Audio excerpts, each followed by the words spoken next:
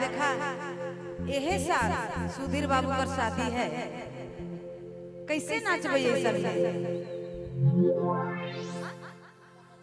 कुर्ता पायजामा वाला बाबू के चिन्ह था तो एकदम पियर रंग में। नहीं कन्या देखी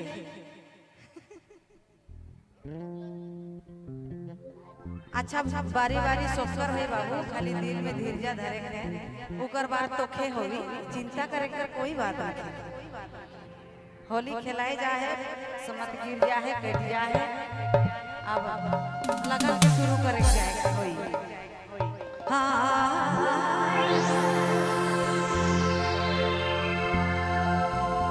तो ले हमारे घर गुरुजी हुलास तो बहुत सुंदर है, इनका रेले विशेष गाना बन है। देखो गाना में का गाना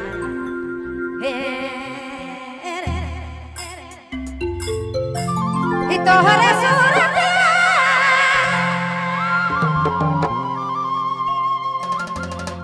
अरे मन मोर के मोहे का जाने कैसन रोज माए के प्रणाम करो कि भगवान के प्रणाम करो। दिल भगवान रे कहानी कैसन